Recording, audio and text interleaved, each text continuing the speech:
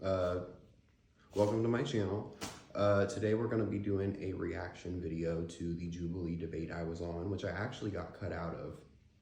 So a little more background on what ended up getting cut. I actually got the chance to speak and debate with someone on one of the questions, and the question in particular was, is the Me Too movement harmful to men? Obviously, because of my experience with eat predators, all the things that I've learned throughout that time of my life, I did have a lot to say about that, but it did unfortunately get cut out. I think one of the important statements that I made was allowing people to have the space to be believed. And that's me saying, you know, not every single person assume that they're telling the truth, give the benefit of the doubt to everybody, but allow people who come forward to have that opportunity to be believed. And then also, which you'll see in this full debate, as well as in part 2, which I will make a reaction video to. Also, if you're not already subscribed, go ahead and hit the subscribe button. If you want to see my reaction to part 2, you will be among the first to see it. And repeatedly, they kept bringing up the entertainment industry, and it kind of frustrates me they didn't leave the full context of the conversation, because I would probably have to make my own video just about everything that was discussed. And again, leave a comment if y'all want to see a video about that. I think that including that would have been really important for the context of the rest of the video, since they wanted to include every other time someone brought up the entertainment industry and the media. It would have been nice if they included the context of me speaking about my experiences with eat predators and how that shaped my view. But again, not everything could make it into the final cut. I mean, it's to be expected. We were there filming for about 8 hours. So it is kind of to be expected that they didn't necessarily include everything. There were some parts that I had strong opinions about. So today we're gonna go ahead and look over part 1. And I'm gonna show you guys my reaction to it. Also, when I was there, I actually met someone really interesting. His name was Shane. If you saw him in the debate, he's more in part 2, I think, than part 1. If you watch Jubilee regularly, you may know him from the debate with Blair White. From looking like this. Looking like this. You can look at me. Looking like this. It's just interesting. I thought this was a trans debate. That's what I thought. Even. Non-binary people. And I actually have a really strong opinion about that now that I've had the experience to be on set. But if you guys want me to make a video about that, leave a comment down below. I will be reading it. That would take way too long. But today we're gonna go ahead and get into the reaction video. So without further ado, let's go ahead and get this started. Like we've seen what a skirt represents as a man, at least in North American culture and even some Asian cultures. Like I've been to South Korea. There are a lot of hyper feminine men out there. The only thing that I didn't see in South Korea was cats putting on makeup in the mirror. But for some reason, whenever I would go outside, I see hella cats wearing makeups, foundation, eyeliner, all that stuff. So femininity is negative for men to express but is it okay to express feminine things? What do you think about my nail polish? What do you think about my skinny watch? Me personally, bro, I ain't rocking like that. That's cool. That's great. But I am. So is there anything wrong with that? That's a feminine trait that maybe you want to exude about yourself. Okay. Now, like, if we walk down the street, like, I may interact with you a little bit differently just because, like, I see the fact that you're wearing nail polish. What does that mean? Like, well, would you... generally, bro, like, whenever cats are, like, wearing nail polish, they're a little bit more hyper feminine. Okay. They may try to hit on you or just other stuff in general. Okay.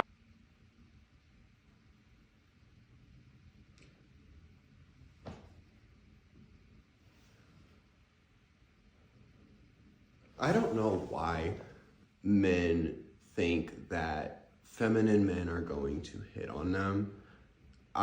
You can see my hand is like in my face right here because I just thought the statement was so ridiculous. Like, what? You hit on what? No one's gonna hit on him. I'm not definitely gonna be hitting on him. No one, like, this assumption that gay men are just going to hit on you, you hear that literally all the time. And it'd be just the most craziest looking people. And honestly, when it comes to this dude, I feel like when it comes to masculinity, you should not feel like your masculinity is under attack based on what somebody else is doing. You shouldn't feel like you have to not be friends with people or not hang out with certain people based on what they're wearing because you feel like that's not the standard of masculinity you want to meet. You don't have to do what they're doing. Are we going to make it socially acceptable though to do these things? Are we going to encourage bullying? Are we going to encourage individuality? Because he keeps bringing up North American culture. There's so many countries in North America. There's not really a unified North American culture. And even in North America, there's various types of men who express themselves in feminine ways, and it's been like that for years. So it's like, So you're afraid? No, I'm not afraid. Even outward expression of femininity. I mean, like, there's a lot of straight guys out there, a lot of, people who are in, like, emo punk scene wearing black nail polish for fun. People who wear lots of rings, completely straight, and it doesn't matter. The representation, though, of what that means. What does that mean, though? So, like, a guy wearing, like, he's obviously counterculture, right? Yeah. Like, if he's, like, the emo punk kind of guy. Also, like, borderline, like, devil worship at times. Devil worship? Yeah, well, like, nah, that can be clearly associated with it with a pentagram. I don't understand. I don't understand, bitch. I don't understand. I don't understand, bitch. A skirt isn't indicative of what a masculine man should represent in today's society. We got a lot of over-feminization of a lot of guys. Like, being a solid man that your wife can look to, or whoever that you're taking care of, can look to and be like, yo, that's my pillar. Like, if something going wrong in my life, they got me. And if you're walking around wearing a skirt, bro, like, okay, there might be cats that can walk around wear a skirt and they solid to the people that they can take care of, right? But the exception isn't the rule. Most cats walking around in a skirt, bro, they not super breaded up. Example, you think he's not breaded up? You think Young Thug is not breaded up? Like, people like that? Yeah, but at what cost, though? Like, now you're starting to tap into the fact of, like, nah, like, it's pretty obvious and it's out in the open now that a lot of these rappers, a lot of these cats grabbing ankles. These same dudes that wear skirts are the same ones that were popping up at the Diddy parties. They holding hands with Diddy, calling him daddy. I mean, again, this... Okay, and then he had to bring up the Diddy parties, so let me go ahead and get something straight real quick. The guys wearing skirts, the men who are wearing skirts, all these other men that they keep bringing up, those were not the ones showing up at the Diddy parties. Who was allegedly showing up at the Diddy parties are all these rappers, all of these men that you hold to such a high standard of masculinity. Sometimes other men. Reality is, men in skirts, they don't have nothing to hide. They don't have to go hide at some secret party. A lot of the men that went to these parties were the ones who don't want people to know that they were messing around with another man or all this other. And it annoys me that he says this because he wants to bring up the whole topic of Diddy, and he's using that to back up his point about skirts when, again, in reality, a lot of the rappers that were showing up to these parties and doing stuff with other dudes were these rappers that people think were allegedly these rappers that people think are so hard and so masculine. Those are the ones that were showing up. So don't get it twisted. Traditionally, cultures that go further back where clothing only has the meaning that we set to it. So, if I someday decide that your skinnier pants are feminine because I got baggier pants. So the next question that really hit close to home for me was if depressed men are weak, which they brought up the point of, it is a weak mindset, and that is something that I can understand to be true. However, we are taught as men to kind of suppress those feelings, and I don't think that that's healthy. I think that the idea that you're supposed to be a man, so you're supposed to be strong, and so therefore do not prioritize your mental health, I think that that's super toxic, and I think that causes men to let out their emotions in unhealthy ways. That's right. Then I can do. Okay. Well, fair. I mean, we'll give it. Well, who else wants options? Both sides will agree. Yes, being depressed is weak, but they're gonna say it's okay to be weak, and I think that we should say it's not okay to be weak, because as men, as a traditional men, it's our job to be strong even when we feel weak. I don't agree. That needs to be said. Anyway, I don't agree with that at all. I am a gay man, and my experiences within the gay community and the depression that I've gone through is a completely different perspective from a straight perspective. But my ability to fight through that and to stand and the things that I've overcome have made me really strong. Ultimately, The depression part of it is a weak mindset. Right, yeah. So that is weak.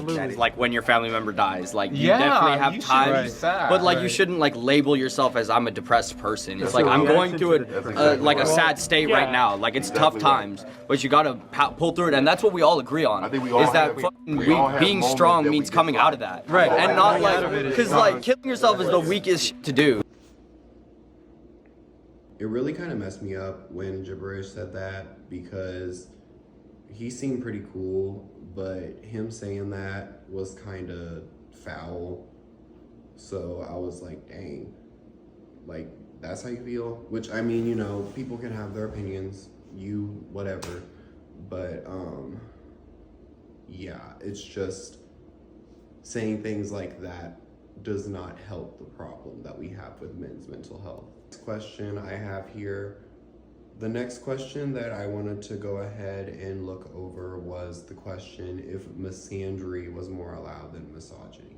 And I think I made a pretty good statement here when we were kind of in our little group discussion. I think misogyny has a much different historical and sociological context than misandry, which is the hate for men, especially because this has become such a thing that's been developed recently as a counter to feminism, rather than actually speaking about things that men are actually dealing. Yeah, that I think misogyny does not have, I think that misandry, the hatred for men, does not have the same historical and social basis that misogyny has, and I think it's really important to look at how we're defining permitted, because permitted legally and in corners of the internet that no one wants to go to are so different. Just because some woman on the internet is screaming, oh my god, I hate men should burn, men are trash, and her comments are lighting her up, does not mean that that's how society operates. A majority of the time, misogyny is so much more permitted within society because it is such a systemic issue. There is not a systemic hatred of men in society. It's just, it doesn't exist. Misogyny gets women killed, okay?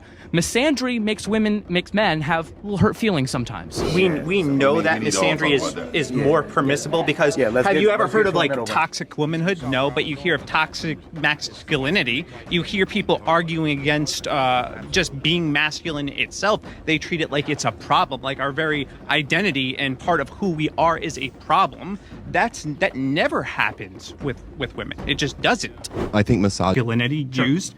Have we ever heard the term toxic femininity? No, we don't. But there are some women that have behaviors that I would say are toxic. We were talking earlier about false rape accusations. Yeah, that does happen, and that would be a toxic trait coming from them. Behaviors that I would say are toxic. We were talking earlier about false rape accusations. Yeah, that does happen, and that would be a toxic trait coming from them.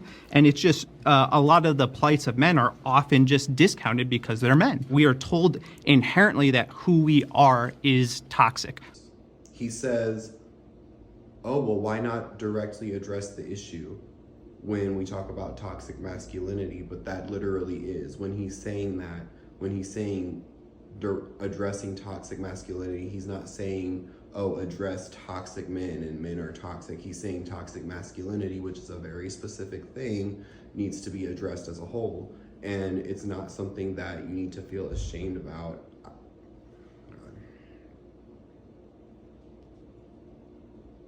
And it's not something that's like, oh, well, it automatically means that all men are toxic and this. And this guy goes on and on about that, but I don't think that he realizes what the definitions of toxic masculinity are and what we mean when we say toxic masculinity. I think that he takes that and just makes it, oh, well, a little bit. I think first it's really important when we're having a conversation about masculinity at all to define what we mean by masculinity. So I think a lot of the times when people are attacking toxic masculinity, as a man, I don't view it as an attack on me because they, in my view, are attacking traits such as like over-aggression. These traits such as suppressing your emotions to the point at which you can't function, or to the point at which like you are not able to communicate with your partner in a healthy manner. Demonizing gay men or other men as not real men because they don't live the same lifestyle as you. There's a lot of different things like that. So when people talk about toxic masculinity, I don't see that as a form of misandry. I see them calling out types of behaviors that are harmful to everyone, including men. So toxic masculinity, I view as an advocate, an ally of men, and not someone who hates them. Actually really helpful to men in that regard. I don't think so. I think too that of different things like that. So when people talk about toxic masculinity, I don't see that as a form of misandry. I see them calling out types of behaviors that are harmful to everyone, including men. So any woman or any person who calls out toxic masculinity, I view as an advocate, an ally of men, and not someone who hates them. But why not just call out the negative behavior itself? Because there is a type of behavior that is exemplified and takes it to an unhealthy level. You should not become, never talk about your emotions so much so that you become a raging mess and take out your aggression on people violently. That's not good. And that is a form of, I don't even know if it would really be a full form of masculinity. It's a perversion of masculinity. Toxic masculinity, as I talked about earlier, it leads men to literally kill themselves if they think they can't talk about their emotions in such a way that is healthy. So I think that's actually really helpful to men in that regard. I don't think so. I think, too, that just aggression in general, you said that like it's a bad thing. I actually think aggression can be a I said good over-aggression. I think in certain contexts, competitiveness, great. It's fine. But like if you're defending your family would require a man to be overly aggressive to protect their family. First off, we want our soldiers. We want our soldiers. We want people that are fighting in UFC to be overly aggressive. Those are things that we actually identify as good, and even women show preference to it. But the question, going back to the question, is normalization of hatred for men more prevalent than for women? And I would say yes, overwhelmingly yes. So where do you see the hatred of men primarily? I'm just curious. Well, I see it in women's marches, and I see it in general conversation when women are like, I don't need a man. I don't need a man? Yeah. Okay, so I'm curious. If a man were to say, I don't really need a woman, I'm happy living my life the way I am, I enjoy my career, I enjoy where I'm at, I'm just not really in a position where I need a woman. Would he be hating women by making that type of statement, making such a sentiment? Women? Yeah, would you say they hate women? Well, that's not celebrated, though. That's not something that's... No, but that's not what I said, though. I said, is that an example of hating women? Is that an example of hating women? Because you said an example of hating men is saying I don't need a man. Yeah, but they're doing it in a way to put down men. They're doing it because they view the patriarchal structure of society as being an inherently bad thing. Why? So wait a second. Because I think a society in which is structured so that men have certain advantages over women unfairly is unfair to them. I don't think attacking patriarchy or the advantages that men get is in any way attacking them. There's a famous phrase that to the privilege, equality feels like oppression. Okay? So just because you are in a certain position and someone is saying, hey, I don't really think it's fair that you, for example, are taken more seriously in business meetings or have a better access to this certain education, or within schools, you're pushed towards more STEM fields. And me as a woman, I'm pushed to more humanities or caretaking fields. I don't think that, I don't see that as a hatred of men. So any other examples of misandry, happy to hear them from you, and I'll say why I don't really think they're that prevalent. So even in a case like, let's look at the issue with Justin Baldoni and Blake Lively. Yeah. It was automatically assumed when that news broke that Baldoni was guilty. Everyone just assumed that in the very beginning, and as more evidence came out, it was looked at the opposite way. It's because we have a culture that teaches women essentially to be afraid of men that were a problem. Wait, I thought that was a very, very balanced case. I mean, I don't... In the very beginning, no, because the general media consensus, at least from my understanding, was in favor of Blake Lively, but as more evidence came out, they thought otherwise. And here's my issue with this media perception, is on social media, we see the extremes amplified. We see the most extreme voices, the people who will say something, get a clip. I don't need men. Men are trash. Men should burn. Kill all men. But that is not actually prevalent. That is not something that exists outside of the realms of Twitter and the TikTok algorithm. Go up to your average woman on the street. Ask her, how do you feel about men? I'm sure that she would give you a ton of things that she loves about men, because there's so many women who date men, marry men, have men that they love in their lives. And that's the reality of people who exist in our society, not the fringe people on the internet. So yeah, but there are a lot of women that are foregoing marriage, foregoing relationships, not having kids, all these things because they're taught to be afraid of men. Wait, are they taught to, what teaches them to be afraid of men? Feminism? No, 1 second. I don't think feminism. Is it possible that their life experiences with men teach them to be afraid of men? The fact that an overwhelming majority of women have experienced some form of sexual assault at the hands of a man or sexual harassment. Ask any woman in your life. Yeah, that I think misogyny does not have, I think that misandry, the hatred for men, does not have the same historical and social basis that misogyny has, and I don't think that it's more prevalent. I think a lot of what people say is proof that it's more prevalent is things that are active more so online versus the effects of real life situations.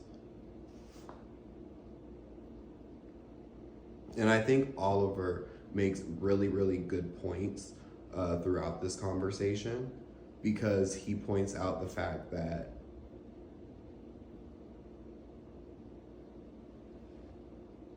he does point out like a lot of what I was talking about, but he also goes deeper into it. You know, he just speaks about, you know, what's on corners of the web, what's something that is isolated to corners of the internet versus things that are actually affecting people in society. And again, what I stress is that people who are talking about the hatred for men and all of this are not talking about the actual issues. But yeah, thank you guys so much for watching.